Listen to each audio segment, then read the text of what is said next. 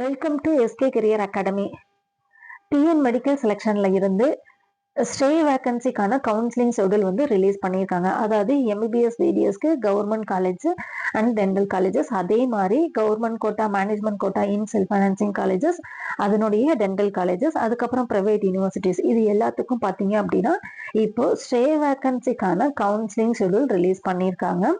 அது இப்போ எந்த டேட்ல இருந்து ஸ்டார்ட் ஆகுது, எந்த டேட்ல முடியுது அப்படின்றத நம்ம இந்த வீடியோல பார்க்க போறோம்.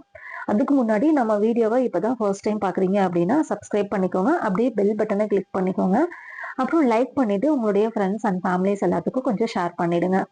அதாவது இப்போ ஸ்டே வேகன்சி ரவுண்டுக்கான கவுன்சிலிங் ஷெட்யூல் எப்போ ஸ்டார்ட் ஆகுது அப்படின்னு பாத்தீங்க அப்படின்னா, நீங்க வந்து first round, second round and third ரவுண்ட்ல பார்ட்டிசிபேட் பண்ணியிருந்திருப்பீங்க. ஸோ அதுக்கப்புறம் இப்போ வந்து பாத்தீங்க அப்படின்னா உங்களுக்கு ஸ்டே வேகன்சிக்கான ரிஜிஸ்ட்ரேஷன் டேட்டு, அதாவது நவம்பர் 11, 2025 ஆஃப்டர்நூன் 12 PM வந்து உங்களுக்கு ஸ்டார்ட் ஆகுது. ஸோ அந்த டைமிங் வந்து registration and choice filling and choice locking இது வந்து நீங்க பண்ணிக்கலாம். அதே மாதிரி லாஸ்ட் டேட் எப்போ அப்படின்னு பார்த்தீங்க அப்படின்னா 13th November 2025 afternoon 12 PM. So இந்த டைமிங் வந்து உங்களுக்கு சாய்ஸ் லாக்கிங் வந்து க்ளோஸ் ஆயிடும். ஸோ இந்த டேட்டுக்குள்ள வந்து பார்த்தீங்கன்னா நீங்க வந்து ரிஜிஸ்ட்ரேஷன் பண்ணிக்கலாம், சாய்ஸ் ஃபில்லிங் பண்ணிக்கலாம், தென் சாய்ஸ் லாக்கிங்கும் நீங்க பண்ணிக்கலாம். சாய்ஸ் லாக்கிங் பண்ணிட்டீங்க, ஒன்ஸ் வந்து சாய்ஸ் லாக் பண்ணிட்டீங்க அப்படின்னா சேஞ்ச் பண்ண முடியாது. அதனால உங்களுக்கு 3 days டைம் கொடுத்துருக்காங்க. ஸோ நல்லா பார்த்து ரிஜிஸ்ட்ரேஷன் பண்ணிடுங்க, சாய்ஸ் ஃபில்லிங் பண்ணிக்கோங்க. அதுக்கப்புறம் எதனாவது சேஞ்சஸ் பண்ண வேண்டியது இருந்துச்சு அப்படின்னா சேஞ்சஸ் பண்ணிக்கோங்க. சப்போஸ் நீங்க லாக் பண்ணல அப்படின்னாலும் ஒன்றும் ப்ராப்ளம் இல்லை, ஆட்டோ லாக் இருக்கு. ஸோ அதனால ஆட்டோமேட்டிக்கா லாக் ஆயிடும். அதனால நீங்க லாக் பண்ணலனாலும் பரவாயில்ல. சாய்ஸ் ஃபில்லிங் பண்ணும்போது ரொம்ப கிளியரா கவனமா நமக்கு எந்த காலேஜ் வேணும், இந்த காலேஜ் வேணும் அப்படின்றத மட்டும் அந்த காலேஜ் சாய்ஸ் ஃபில் பண்ணிக்கோங்க. ஸோ ஏன்னா இதுல வந்து ரூல்ஸ் அண்ட் ரெகுலேஷன் வந்து இந்த ஸ்டே வேகன்சி ரவுண்ட்ல நிறைய கொடுத்துருக்காங்க. அதை பத்தி கீழே பார்க்கலாம். அதுக்கு முன்னாடி இப்போ வந்து பாத்தீங்க அப்படின்னு வச்சுக்கோங்களேன், எந்த ரேங்க்ல இருந்து எந்த ரேங்க் வரைக்கும் இருக்கிறவங்க பார்ட்டிசிபேட் பண்ணலாம் அப்படின்னு பாத்தீங்க அப்படின்னா, கவர்மெண்ட் கோட்டாக்கு ஃபர்ஸ்ட் ரேங்க்ல இருந்து 39,853 ரேங்க் வரைக்கும் இருக்கவங்க பார்ட்டிசிபேட் பண்ணலாம். அதே மாதிரி மேனேஜ்மெண்ட் கோட்டாக்குன்னு பாத்தீங்க அப்படின்னா ஃபர்ஸ்ட் ரேங்க்ல இருந்து 28,279 வரைக்கும் இருக்கவங்க பார்ட்டிசிபேட் பண்ணலாம். அதாவது நீட் ஸ்கோர் வந்து எதுல இருக்க வரைக்கும் பாத்தீங்க அப்படின்னா, இப்போ கவர்மெண்ட் கோட்டாக்கு வந்து 113ல இருந்து 665 ரேங்க் வரைக்கும் இருக்கவங்க பார்ட்டிசிபேட் பண்ணலாம். மேனேஜ்மெண்ட் கோட்டாவுக்கு 113ல இருந்து 641 ரேங்க் மார்க் இருக்கிறவங்க வந்து பார்ட்டிசிபேட் பண்ணலாம். சரிங்களா?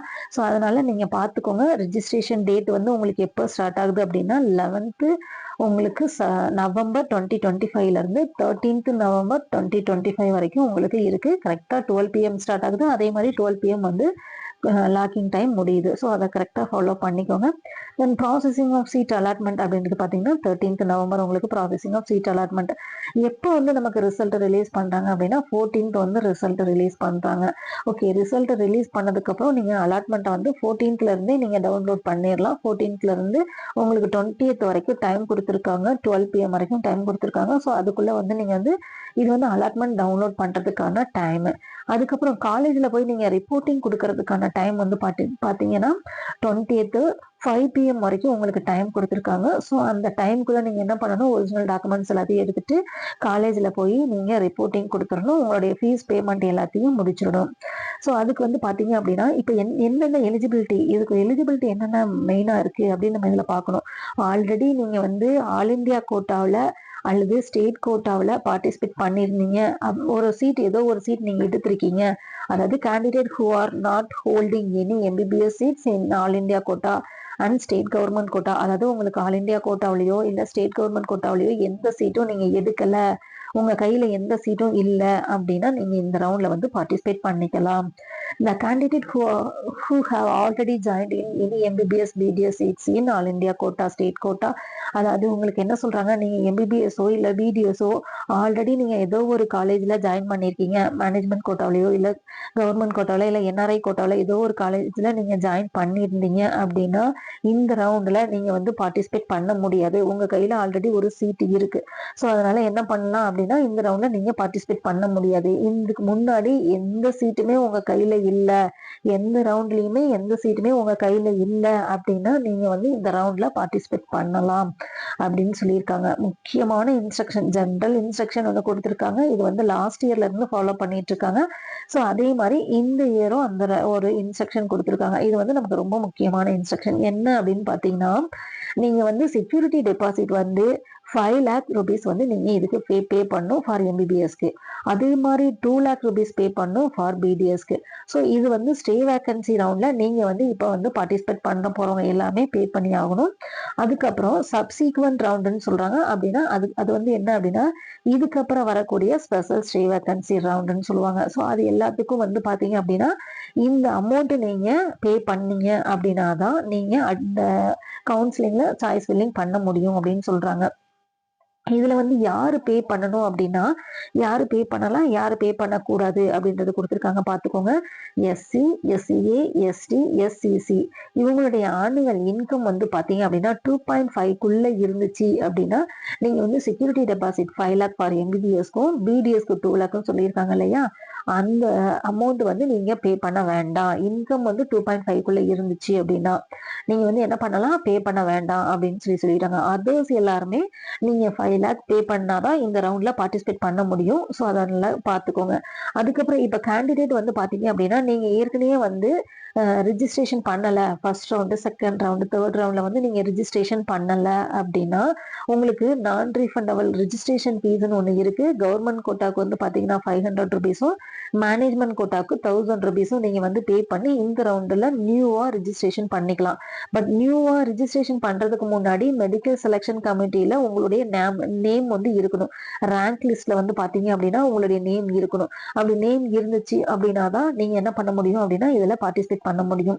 அதுக்கப்புறம் பாத்தீங்க அப்படின்னா நீங்க வந்து இப்போ ஆல்ரெடி செக்யூரிட்டி டெபாசிட் வந்து பே பண்ணிருக்கீங்க அப்படின்னா இதுல வந்து நீங்க எதுவும் பே பண்ண வேண்டாம். அதாவது ஃபர்ஸ்ட் ரவுண்ட், செகண்ட் ரவுண்ட்ல நீங்க பே பண்ணிருக்கீங்க அப்படின்னா அந்த செக்யூரிட்டி டெபாசிட் வந்து நீங்க இதுல பே பண்ண வேண்டாம். டைரக்டா வந்து உங்களுக்கு அந்த ஃபீஸ் வந்து பே பண்ணிக்கலாம் அப்படின்னு சொல்றாங்க. கேண்டிடேட்ஸ் எல்லாமே ரொம்ப கிளியரா, கேர்ஃபுல்லா சாய்ஸ் ஃபில் பண்ணிக்கோங்க. உங்களுக்கு இந்த காலேஜ் தான் வேணும் அப்படின்னா அந்த காலேஜை மட்டும் நீங்க சாய்ஸ் ஃபில் பண்ணிக்கோங்க. சப்போஸ் உங்களுக்கு நீங்க ஒரு காலேஜ் அலாட் ஆயிடுச்சு, அந்த காலேஜ் அலாட் ஆயிட்டதுக்கு அப்புறம் நீங்க போய் ஜாயின் பண்ணலாம் அப்படின்னா உங்களுக்கு இந்த செக்யூரிட்டி டெபாசிட் வந்து உங்களுக்கு ரீஃபண்ட் ஆகாது. ஸோ அதனால அது வந்து அதுவும் இல்லாம உங்களுக்கு ஃபைன் இருக்கு. ஸோ இது எல்லாமே பார்த்துக்கோங்க. பார்த்துட்டு அதுக்கப்புறம் நீங்க உங்களுடைய சாய்ஸ் ஃபில்லிங் பண்ணிக்கோங்க. இந்த காலேஜ் வேணும், நான் ஜாயின் பண்ண போறேன் அப்படின்ற கேண்டிடேட் அந்த காலேஜை சாய்ஸ் ஃபில் கொடுத்துக்கோங்க. சாய்ஸ் ஃபில்லிங் கொடுத்துட்டு அதுக்கு தகுந்த மாதிரி நீங்க போயிட்டு காலேஜ்ல ஜாயின் பண்ணிக்கலாம்னு சொல்றாங்க. ஸோ உங்களுக்கு மேனேஜ்மெண்ட் கோட்டாவா இருந்தாலும் சரி, கவர்மெண்ட் கோட்டாவா இருந்தாலும் சரி, அதுக்கு தகுந்த மாதிரி நீங்க என்ன பண்ணலாம் அப்படின்னா கரெக்டா 13 நவம்பர் 2025, அதாவது உங்களுக்கு 12 மணிக்குள்ள நீங்க என்ன பண்ணிக்கலாம் அப்படின்னா சாய்ஸ் ஃபில் பண்ணிக்கலாம். சாய்ஸ் லாக்கிங்கும் பண்ணிக்கலாம். சாய்ஸ் லாக் பண்ணலனாலும் ஆட்டோமேட்டிக்கா உங்களுக்கு சாய்ஸ் லாக் ஆயிடும். ஸோ அதுக்கப்புறம் உங்களுக்கு இப்போ வேகன்சி பொசிஷன் வந்து பாத்தீங்க அப்படின்னா நம்மளுடைய அஃபீஷியல் வெப்சைட்ல கொடுத்துருக்க சொல்றாங்க. ஸோ அதனால நீங்க அஃபீஷியல் வெப்சைட்ல போயிட்டு உங்களுடைய வேகன்சியை செக் பண்ணிக்கோங்க. ஸோ எந்தெந்த காலேஜ்ல என்னென்ன வேகன்சி இருக்கு, நமக்கு நியர்பை இருக்கக்கூடிய வேகன்சி நமக்கு நிறைய இருக்கா, நம்மளுடைய கம்யூனிட்டி வைஸ் கொடுத்துருக்காங்க. ஸோ அதனால கம்யூனிட்டி வைஸும் நீங்க வந்து என்ன பண்ணிக்கலாம் அப்படின்னா செக் பண்ணிக்கலாம். செக் பண்ணிட்டு அதுக்கு தகுந்த மாதிரி நீங்க சாய்ஸ் ஃபில் பண்ணிக்கோங்க. ஸோ இதுல கொடுத்துருக்க ரூல்ஸ் அண்ட் ரெகுலேஷன்ஸ் எல்லாமே கரெக்டா ஃபாலோ பண்ணிக்கோங்க. இந்த கேண்டிடேட் ஸ்டே வேக்கன்சி ரவுண்ட்ல போயிட்டு நீங்க கண்டிப்பா வந்து என்ன பண்ணணும் அப்படின்னா சீட் அலாட் ஆயிடுச்சு அப்படின்னா கண்டிப்பா நீங்க ஜாயின் பண்ணி தான் ஆகணும். நீங்க உங்களுடைய பேமெண்ட், டியூஷன் ஃபீஸ் பேமெண்ட், அதாவது பாத்தீங்க அப்படின்னா உங்களுக்கு ப்ரொவிஷனல் லெட்டர் வந்து நீங்க டவுன்லோட் பண்றதுக்கு முன்னாடி உங்களுடைய அலாட் ஆயிடுச்சு அப்படின்னா அந்த அலாட் ஆன டியூஷன் ஃபீஸை நீங்க பே பண்ணதுக்கு அப்புறம் தான் உங்களுடைய ப்ரொவிஷனல் அலாட்மெண்ட் ஆர்டரை டவுன்லோட் பண்ண முடியும். அது வந்து உங்களுக்கு நெட் பேங்கிங் மூலமா நீங்க டவுன்லோட் பண்ணிக்கலாம். ஸோ இது ஆல்ரெடி ரவுண்ட்ல நீங்க ஃபாலோ பண்ணியிருந்திருப்பீங்க. First round, second round, third round எல்லாத்துலயும் அதே ப்ரொசீஜர் தான் இங்கேயும். ஸோ அந்த மற்றது எல்லாமே உங்களுக்கு சேம் ப்ரொசீஜர் தான். அதை வந்து நீங்க ஃபாலோ பண்ணிக்கோங்க அப்படின்னு சொல்றாங்க. ஸோ நம்ம இதை கேர்ஃபுல்லா பார்த்துக்கோங்க. ஸோ எகெயின் ஸ்டூடெண்ட்ஸ் நல்லா பார்த்துக்கோங்க. நம்மளுடைய அஃபீஷியல் வெப்சைட்ல போயிட்டு கரெக்டா நீங்க அந்த இன்ஸ்ட்ரக்ஷனை ஃபாலோ பண்ணி கரெக்டா அந்த சாய்ஸ் ஃபில் பண்ணிடுங்க. ஸோ மறுபடியும் நான் சொல்றேன், உங்களுடைய ரிஜிஸ்ட்ரேஷன் டேட்டை பார்த்துக்கோங்க. அந்த ரிஜிஸ்ட்ரேஷன் டேட்டை பார்த்து அதுக்கு தகுந்த மாதிரி நீங்க ரிஜிஸ்ட்ரேஷன் பண்ணிடுங்க. இந்த ரிஜிஸ்ட்ரேஷன் பண்ணிட்டு choice filling and choice locking எல்லாமே அவங்க கொடுத்துருக்க டேட்ல பண்ணிக்கோங்க. தேங்க்ஸ் ஃபார் வாட்சிங் my videos. Don't forget to subscribe my channel because next வீடியோவில் பார்த்தீங்க அப்படின்னா ஸ்டே வேக்கன்சிக்கான சீட் மேட்ரிக்ஸ் ரிலீஸ் பண்ணியிருக்காங்க. ஸோ அதனுடைய வீடியோவை நெக்ஸ்ட் நான் போடுறேன். ஸோ அதனால நம்மளுடைய சேனலை நீங்கள் சப்ஸ்கிரைப் பண்ணியிருந்தீங்க அப்படின்னா உங்களுக்கு அடுத்த வீடியோஸ் அப்டேட் எல்லாமே உங்களுக்கு உடனே வந்து சேர்ந்துடும். ஸோ அதனால நம்ம சேனலை தொடர்ந்து வாட்ச் பண்ணுங்க. Thank you so much.